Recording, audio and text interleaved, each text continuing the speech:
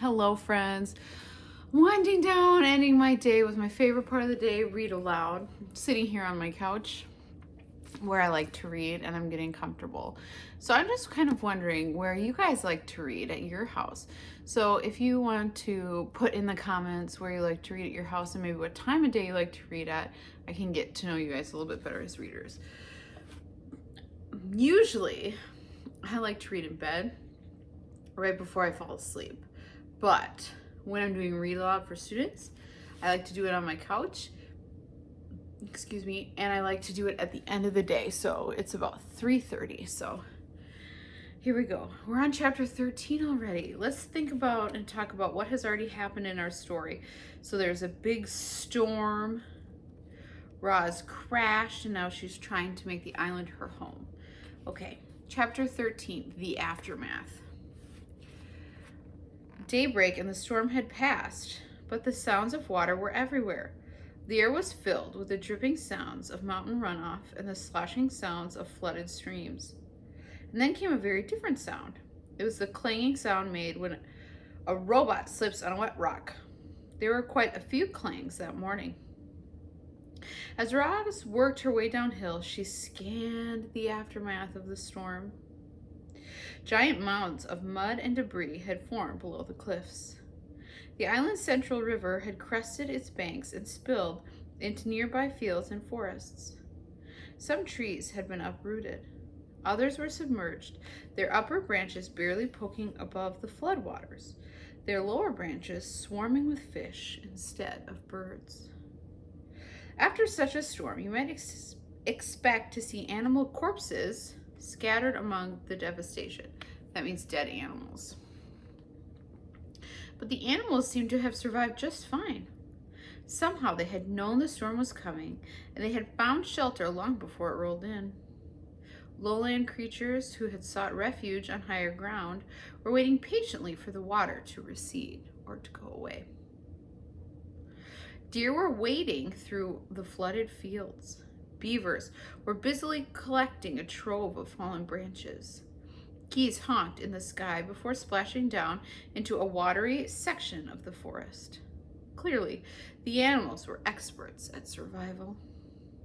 Clearly, the robot was not. Roz was crusted with mud and grit, so she gave herself another good cleaning. That only revealed her dents and scratches. They were really starting to add up. She hardly resembled the perfect robot who had appeared on the shore just a week earlier. The wilderness was taking a toll on poor Roz, so she felt something like relief when she spotted the quiet hole in the side of the mountain. It looked like a safe place for a robot. She stomped across the hillside and up to the cave, but never stopped to wonder what might be lurking within. Chapter 14, the bears. I'm going to show you the picture. Uh-oh. I wonder what's going to happen. Roz stomped into the cave, and then she stomped right back out. Please stay away, said the robot to the two bears, who were now nipping at her heels. You see, when Roz stomped into the cave, she accidentally woke a brother and sister bear from their morning nap, which is never a good idea. And to make matters worse, bears have an instinct that drives them to attack when a creature runs away, especially if the creature running away is a mysterious, sparkling monster. So, as the startled bears watched Roz stomping out of their cave, they really had no choice at all. They simply had to take up the chase. Roz tried her best to outrun the bears. She leaped over rocks and wove through trees and stomped across the mountainside at full speed. But the bears were young and strong and fast, and the robot still had so much to learn about moving through the wilderness. She never even saw the tree root. One moment she was stomping along, and the next moment she was flying through the air and thumping down onto a rotten log. Clumps of soft wood stuck to her side as she stood and faced her attackers. Wouldn't you be afraid if two bears were chasing toward you? Of course you would. Everyone would. Even the robot felt something like fear. Roz was programmed to take care of herself. She was programmed to stay alive. And as the robot watched those bears charging toward her, she knew her life was in serious danger. The bears slammed into Roz, knocking her against the trunk of a towering tree. Then one bear dove at her legs and the other clawed at her chest. If only the robot had swung her fists or kicked her feet, she could have scared them off. One good bop in the nose would have sent them running. But the robot's programming would not allow her to be violent. Clearly, Roz was not designed to fight bears. Powerful jaws chomped her arms. Sharp claws slashed her face. A massive head rammed her chest. "Please stay away," said the robot. Do you think that's going to be a successful strategy for Roz, asking the bear to please stay away? I don't know. Let's see.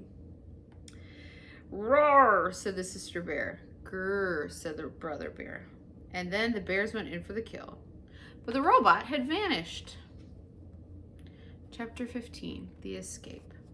Using all the strength in her legs, Roz jumped straight up, high into the air, and landed on a tree overhead.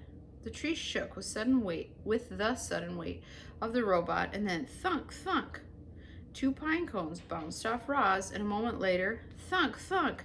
The same pine cones bounced off the bears below. The bears grunted with annoyance. This gave Roz an idea. The robot's programming stopped her from being violent, but nothing stopped her from being annoying. So Roz plucked pine cones from the nearby branches and lobbed them down at the bears. Thunk, thunk, thunk, thunk. Each pine cone bounced off its target with annoying accuracy and whipped the young bears into a frenzy. So there's Roz throwing pine cones, acorns. So pine cones or acorns? Pine cones at the bears.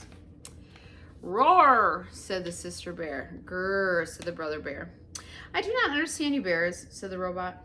Roz was about to unload a whole armful of annoying pine cones when a distant roar echoed through the forest. Back at the cave, the mother bear was calling for these two, and she did not sound happy. The young bears looked at each other. They knew they were in trouble. But before lumbering home, they glared up at Roz and snorted one last time. More than anything, they wanted to kill that robot.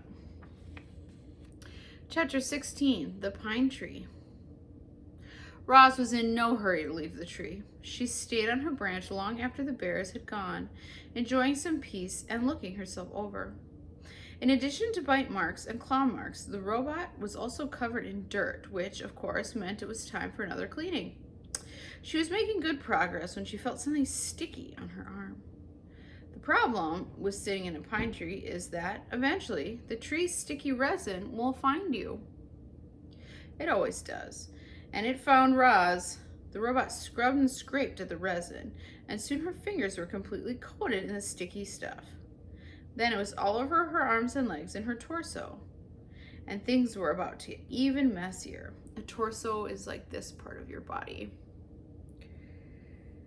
A robin swooped into the tree and began screeching and fluttering around Roz. The bird had recently finished building herself a new nest. It was a little work of art, a delicate basket woven from grass and twigs and feathers, and it was right above the robot's head. There's the robin. "Screech, screech," said the robin. "I do not understand you, Robin," said the robot. The robin continued screeching and fluttering, and then splat! She splattered her droppings across the robot's face, which means she pooped on Roz. The bird was serious. This bird was serious. So Roz scooted away farther out on the branch until she heard a quick, sharp crack. Before Roz knew what was happening, the tree branch snapped under her weight and she went crashing to the forest floor. She hit the ground hard and lay there as broken branches and pine cones and needles showered down on top of her.